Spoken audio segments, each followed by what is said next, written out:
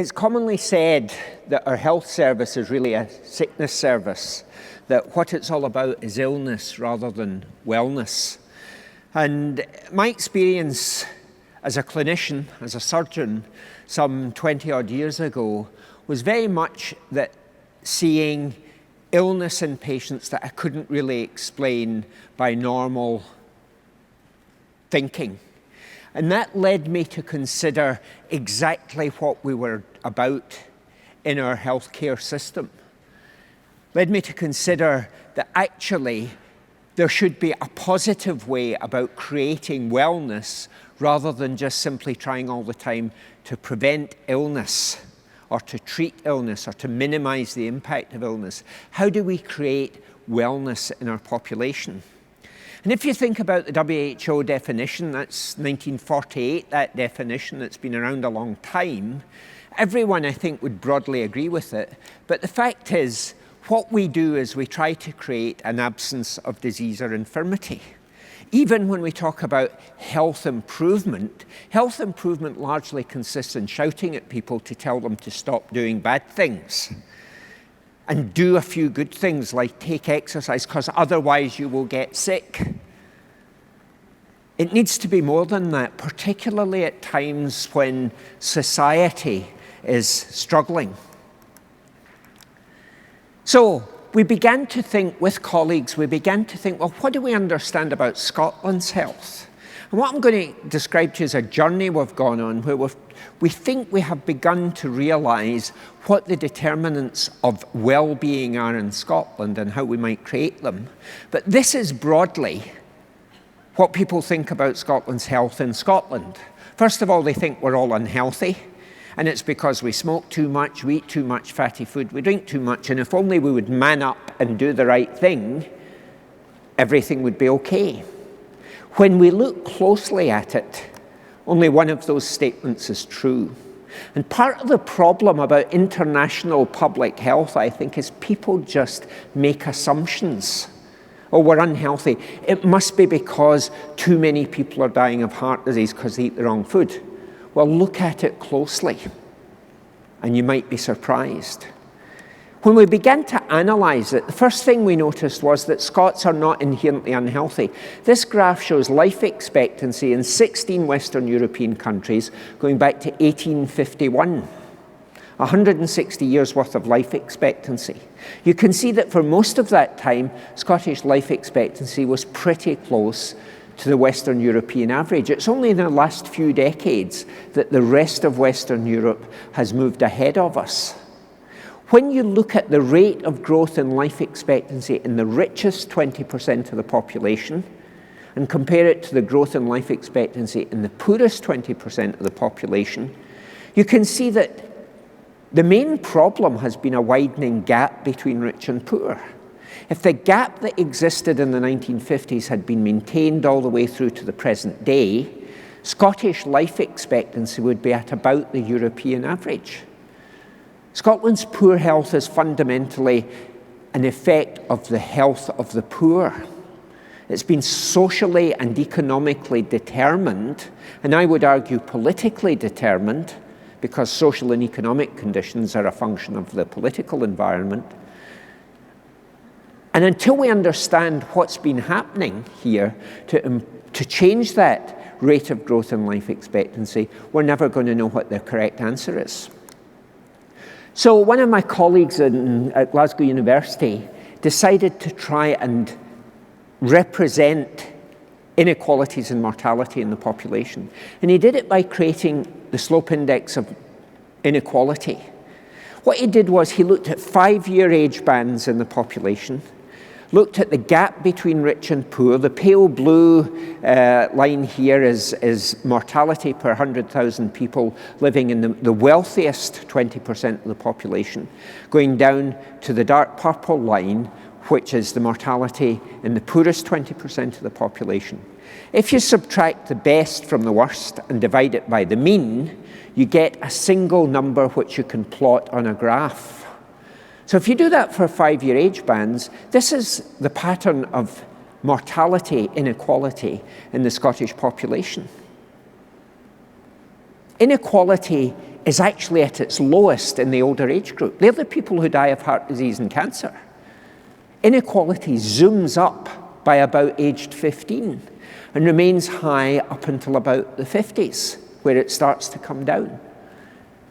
Inequality in life expectancy and mortality is a function of young people. Inequality that occurs in teenagers and young working age people, not the people who die of heart disease and cancer.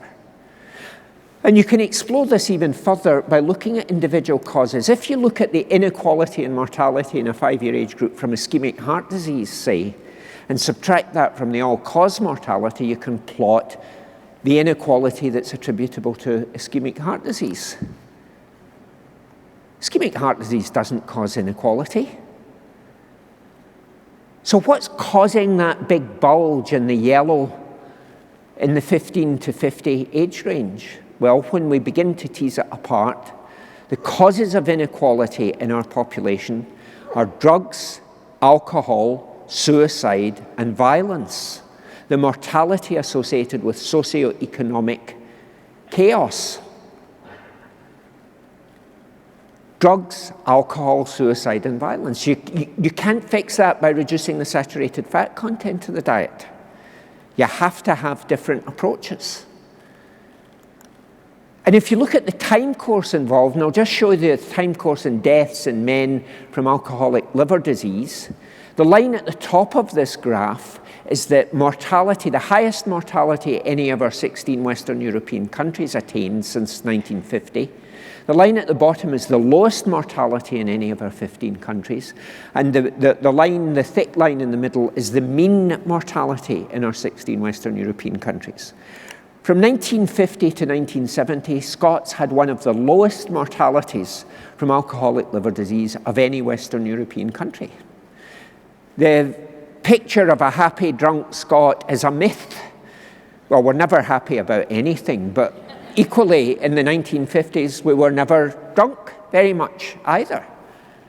From 1970 to 1990, it went up a bit, but it was still significantly below the Western European average. And then in the 10 to 15 year space, up until 2005, that's what happened. Something occurred in the decades before the 1990s that produced a catastrophic change in alcoholic disease, as it has in other of these causes, socioeconomic causes of death. We've seen these emerge in the community. And what changed? Well, in the 1950s and 1960s, West Central Scotland, which has the widest inequalities, had full employment. And it had full employment in major industries. Huge numbers of people employed in shipbuilding, in heavy engineering, in building locomotives, in steelworks, and so on. And by the 70s and 80s, these were all beginning to go. And at the same time, communities were changing as houses were improved. I say improved with inverted commas. This is a picture of houses in South Glasgow in the Gorbals area, which became one of the most deprived areas in the 19th century. What you see here is a community. People out, interacting with each other, looking after the children, children playing in the street, adults looking after them. Other areas in the city had big communal spaces where people would gather to look after each other. And the glue that held it all together essentially were the women. Where the houses were close together and shared common entrances and so on, if there was domestic violence, if there was child neglect, it would be sorted out. The people lived close to each other. They looked after each other. And then in the 1960s and 70s, these houses had to be improved. And this is what was built. And they're all being torn down now. Communities were dislocated and disrupted. Employment disappeared, and men stayed at home and watched television and drank. And from that, we've seen the emergence of all sorts of problems. In essence, Glasgow got austerity 40 years before the rest of Europe. And what we see as the emergence of inequalities in Glasgow, it would not surprise me in the least if we began to see that in other parts of Europe over the next few decades. So, Seeing that, we began to question the pathogenic model of health improvement, the model that relies on understanding the causes of illness. And we began to say, well, suicide, violence, alcohol, drug addiction, how can we create a sense of well-being in those communities rather than just trying to fight the illnesses that these things cause? And salutogenesis is a term coined by Antonovsky, who I'll talk about a bit more in a minute.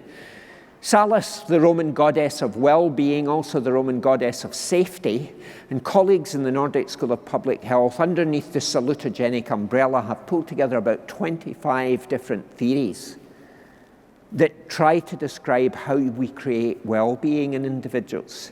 And I'll just pick out a couple, mainly because I haven't read all 25, to be honest. Ecological systems theory is sitting on my bedside table waiting to be read, and it's been waiting for a while.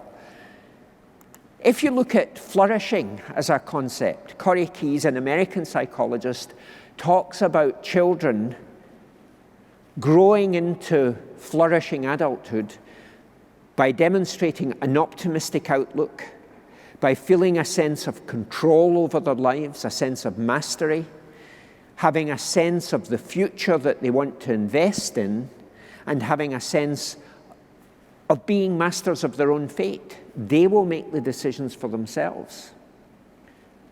He said that children who have demonstrated those qualities grow up to be successful in all domains of life, not just in health. Antonovsky similarly talked about sense of coherence. Antonovsky spent a lot of his time, he was an American who studied the health of adults who as children had been in concentration camps during the Second World War. Those who survived and did well, and about 30% of them did well, 70% were significantly affected by their experience. He said they had acquired, before going into the concentration camps, because he believed this property, sense of coherence, occurred in young children, they had acquired the sense that the world round about them was structured and predictable. They could make sense of the events that were happening to them. Secondly, that they had the sense that they had the resilience, the internal resources required to meet the demands the world threw at them. And thirdly, that they saw those demands as challenges worthy of engaging with. And Antonovsky said if they didn't have that sense of coherence, they interpreted all the events round about them as noise, not as information. And as a result, they would be chronically stressed. Now, when I read that, I remember sitting bolt upright at it, because I was a surgeon. And a surgeon's job is to create acute stress in people. It's what a surgical operation is. The acute stress, the body's defense mechanisms kick in to repair the damage. What Antonovsky was saying, you switch this on by what happens to you in early life, and it remains switched on in lifelong terms. So we set about trying to find evidence that Antonovsky was right about chronic stress, and he was. This is Canadian data looking at salivary cortisol levels in children in orphanages. The longer a child is in an orphanage, the higher its stress levels are. Irrespective of how good the orphanage care is, there's something very stressful to a child from not having a single significant adult to interact with. He doesn't learn that the world is structured and predictable because things are constantly changing round about him. This is data from Michael Marmot's Whitehall study, showing that in an occupational hierarchy, the lower down the occupational hierarchy, the more stressed you are. The red line there are stress levels throughout the day of low-grade civil servants compared to the purple line, which is high-grade civil servants. Cortisol levels are always highest in the morning, come down before bed at night. The least stressed person in any government department is the permanent secretary. Permanent secretary is the boss. So why is that the case? Because they're, the guys at the top are supposed to be the most stressed. Well, the guys at the top have most help. So if a minister asks a permanent secretary to do something he doesn't fancy doing, what does he do? He gets somebody else to do it. And if the Director General doesn't fancy that, he gets a director to do it. And if he doesn't fancy doing it, all the rubbish lands on the desk of the lowest form of life in the civil service, which is usually the Chief Medical Officer, if the truth be told. And they are permanently stressed.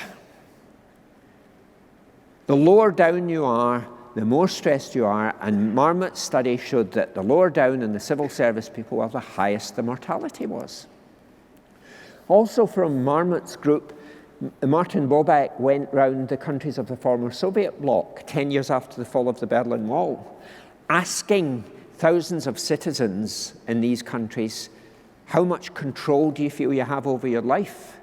Russians in the top left-hand corner have lowest sense of control and the highest mortality, all the way down to the Poles and Czechs, with high sense of control and lowest mortality.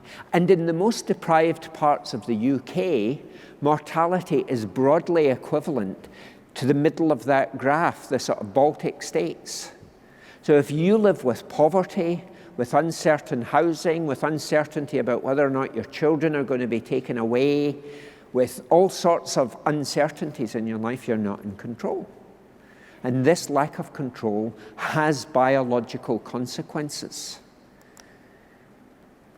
As well as the elevated stress response, for example, the inflammatory response is also elevated the lower down the social scale you go. The inflammatory response measured by C-reactive protein, we measured it here in about 3,000 West of Scotland residents. The lower down the scale you go, the higher the CRP is. If you smoke, you double it. So the gap becomes bigger, and if you're obese, you double it again. So a fat smoker who is poor, who has a CRP 8 times that of a skinny non-smoker who's more affluent. And the biological significance of that is, among other things, it predicts your risk of type 2 diabetes. This we followed up. This was about 5,000 people we followed up, 5,000 men we followed up over 5 years.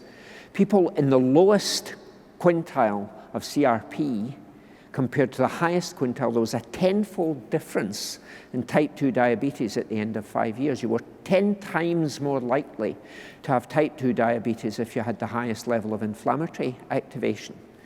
You were significantly more likely also to have heart attack or stroke, because although everyone knows that cholesterol narrows arteries, what actually blocks them is a clot. And what causes the clot to form is where the endothelium becomes ruptured and exposes the underlying cholesterol. And the endothelium becomes ruptured as a consequence of active inflammation.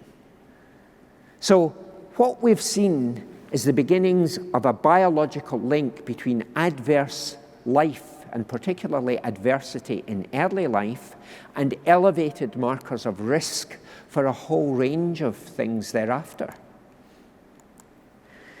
But the interesting thing, and the link that makes it most important for us are trying to understand, why is it young people that have this significant gap in inequality, is the impact of elevated cortisol on brain development. This is work from Bruce McEwen's lab at Rockefeller University in New York. And Bruce has over many years done studies of chaos and threat in early life, and shown that the brain changes in response to chronic stress in children and babies in 3 ways. 2 areas become less well developed. These are the prefrontal cortex and the hippocampus, and the amygdala becomes more active. The significance of that is that the prefrontal cortex is the bit of the brain that allows you to take in new information, process it, and act appropriately. If you don't have that, you find it less able to act appropriately in new social circumstances. The hippocampus is the bit of the brain that allows you to take in new information and remember it. Integration of short and long-term memory is associated with the hippocampus. But the hippocampus is also the bit of the brain that suppresses your stress response. It's the bit of the brain that develops the richest concentration of cortisol receptors. And what Bruce and colleagues have shown is that cortisol receptors in the hippocampus become less well developed in babies who are stressed as a result of social chaos. And the other bit of the brain that becomes affected by this is the amygdala, which is the bit that lights up when you're emotionally aroused. So these children get more active amygdala function, leading to aggression, anxiety, fearfulness, emotional lability.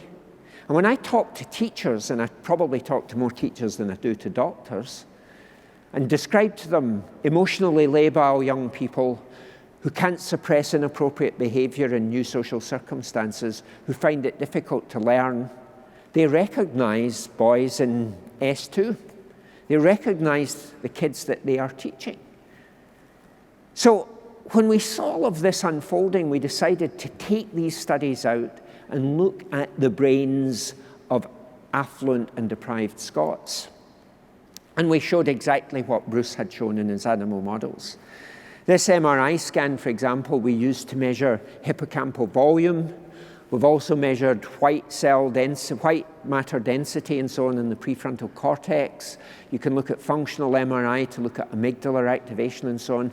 The pattern as described by McEwen and colleagues is actually what's out there in affluent and deprived individuals. The mechanism by which the cortisol receptors fail to form is also recognized. This is the molecular biology of a hug, okay? This is what happens when you hug a baby. It's probably what happens when you hug me, but I guess that probably depends who's doing the hugging, to be honest. When you feel comforted, when a baby feels comforted, one of the neurotransmitters that's released into the bloodstream is 5-hydroxytryptamine or serotonin.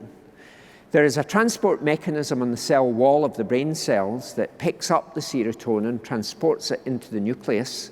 Chromosome number 5 has a locus on it, and there is an epigenetic impact of 5-hydroxytryptamine on that locus. It activates that particular gene, the 5-HT activates that gene to produce the cortisol receptor. So babies who are neglected, babies who experience violence, babies who experience any kind of threat, chronically elevate the stress response through an epigenetic mechanism. And it's not just these sort of studies that I'm describing for West Central Scotland that show this. Cohort studies all over the world have also looked at this. Adverse childhood events study was carried out in members of the Kaiser Permanente system in California. So as members of Kaiser, these people were not poor, they were middle class. They looked at about 17,000 members and asked them about the prevalence of 9 different types of adverse event in their early life, 3 different types of abuse, 2 types of neglect, 4 types of parental dysfunctionality. And they found that the more of those adverse events in early life, the higher the risk of problems later on in adulthood. 4 or more adverse events in early life led to an 8-fold elevated risk of alcoholism, a 12-fold elevated risk of addiction to narcotics. Boys who experienced violence at the hand of an older male were 8 times more likely to have been arrested for beating up their partners, 4 times more likely to have been arrested for carrying weapons. Drugs, alcohol, suicide, violence.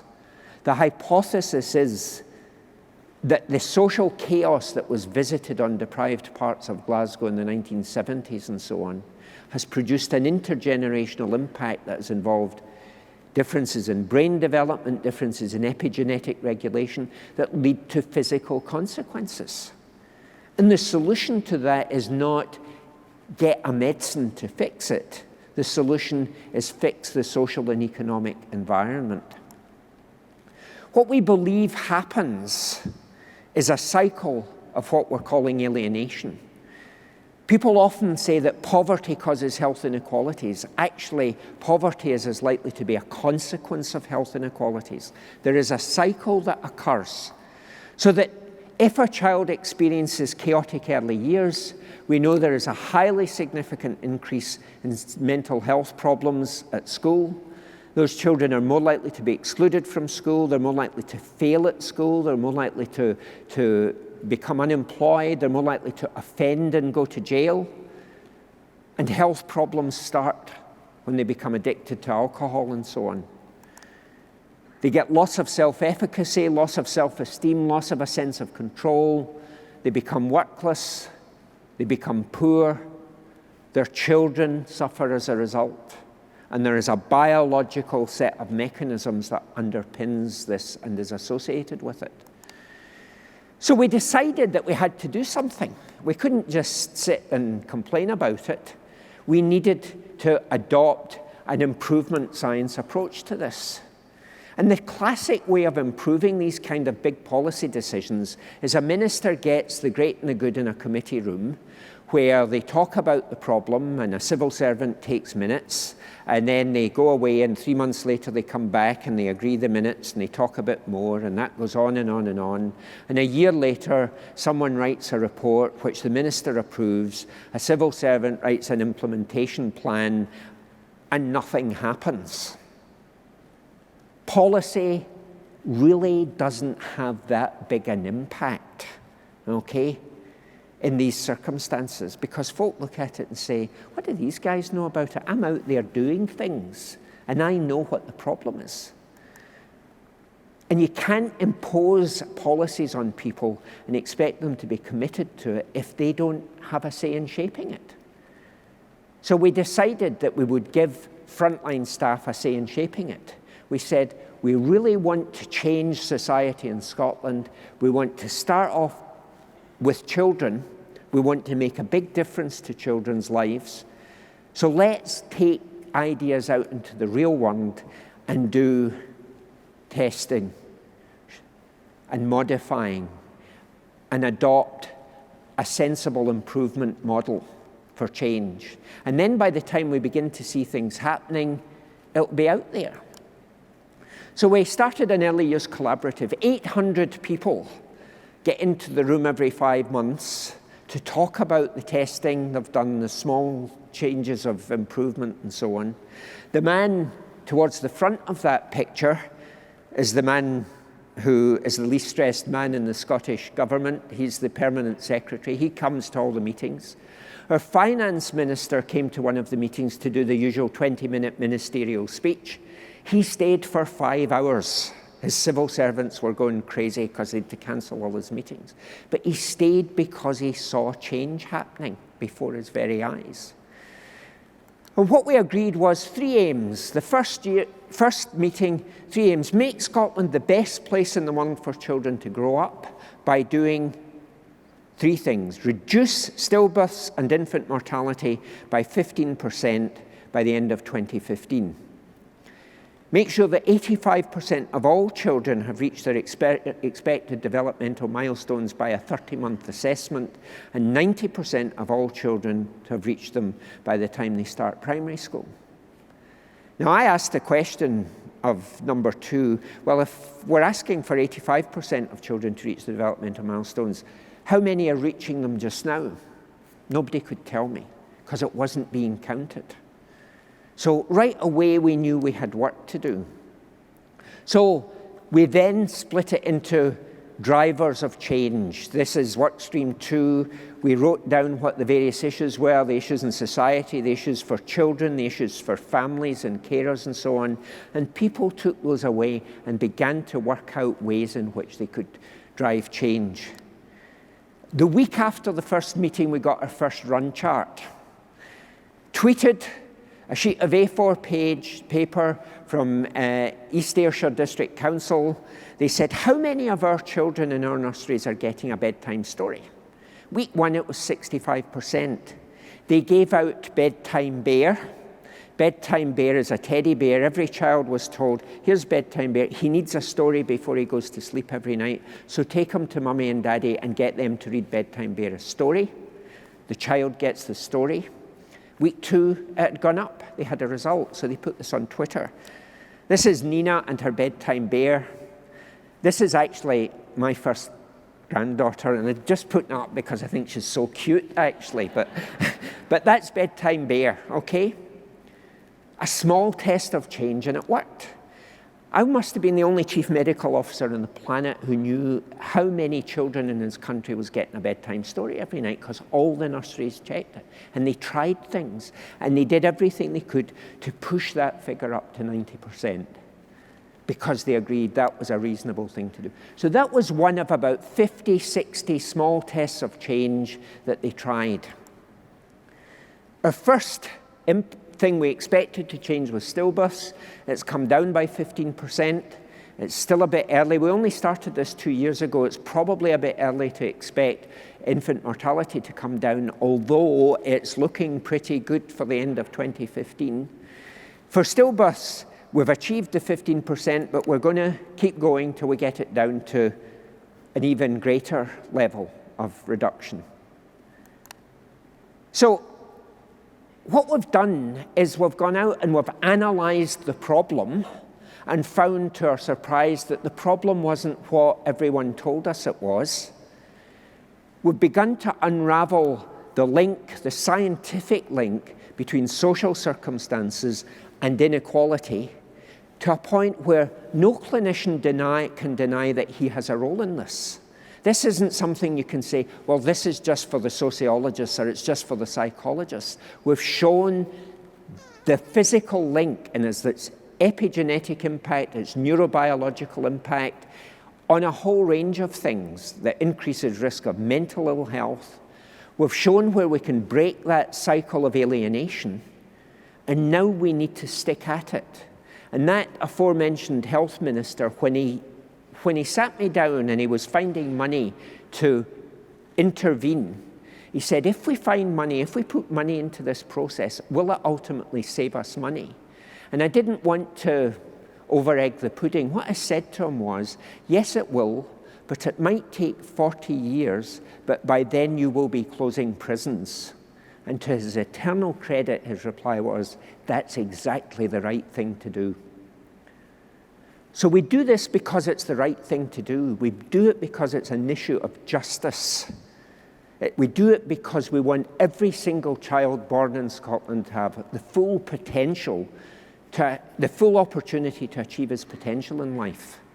Not because it will save the health service money. It will. And it will save the prison service money, and it will save the education service money, and it will save money in terms of looked after children. But we do it because it's the right thing to do. And I just want to finish by quoting this guy. Jimmy Reid was a communist shop steward in the shipbuilding industry in Glasgow in the 1970s, when the government wanted to close down shipbuilding, and he made them back down. It was a Conservative government. He made them back down by taking the workers into work. He did something different. He locked the doors and he got them to continue to build ships. Eventually, the government agreed they were actually very good at building ships, and they kept shipbuilding going, and there's still a small-scale shipbuilding industry in the Clyde. Now, Glasgow University is 564 years old, and like all the other old universities in Scotland, the student body elects the head of the university, the Lord Rector. We're very democratic in Scotland, as the rest of the country might find out soon. And we elected Jimmy Reid Lord Rector in 1971. His rectorial address was reprinted in full in the New York Times, which called it the single most important public speech since the Gettysburg Address. And those of us who were there thought that comparison with Abraham Lincoln was immensely flattering to Abraham Lincoln. It was about alienation. The cry of men who feel themselves the victims of blind economic forces beyond their control, the frustration of ordinary people excluded from the processes of decision-making, the feeling of despair and hopelessness that pervades people who feel with justification they have no say in shaping or determining their own destinies. He described what was happening in West Central Scotland in the 1970s. All we've done since then is describe the biological consequences of that, and by bringing improvement science to bear, we're hoping to reverse some of that, and it looks as if we might be winning. So that's the story. My final quote is from this guy, the guy in the middle, and this, to me, has to be the driving force for all of us in the caring professions. Guy in the middle is a priest who 20 years ago was sent to South Los Angeles to look after very violent Latino community. The local policeman told him when he arrived that he would be dead within a week. They would kill him if he tried to do anything. 20 years on, he has saved hundreds of lives, and he did that by finding work for them. He did that by, he persuaded someone to buy a bakery, and he started employing them. And what happened was Homeboy Bakeries formed. And the week after he started Homeboy Bakeries, he had to start a second industry. It's to start Homeboy Tattoo Removal, because they all had gang tattoos and they were all fighting with each other. So he got a plastic surgeon friend of his to give him a laser and teach him how to remove the tattoos. Anyway, 20 years on, he's still there. He came to Glasgow last year to talk about this kind of intervention. I took him to a school at lunchtime, and one of the things he said to the kids at that school really, to me, summed up exactly what we are all about, I think. What we need is a compassion that stands in awe at the burdens the poor have to carry, rather than one that stands in judgment at the way we carry them. Our interventions have to be about justice and fairness, and we mustn't be put off by the labels that different people put on them, whether they be asylum seekers or immigrants or spongers or whatever. They are human beings that need help. So what we say in Scotland is just get out and do things. Don't hesitate to get your feet wet. Try it. If it works, do more of it. If it doesn't work, stop doing it. We don't do big academic interventions anymore because they lead to nothing. Small cycles of change, test it, see it, do more of it, scale it up, and it seems to be working and making Scotland's children better for it. So be brave, but don't forget the hugs. Thanks very much.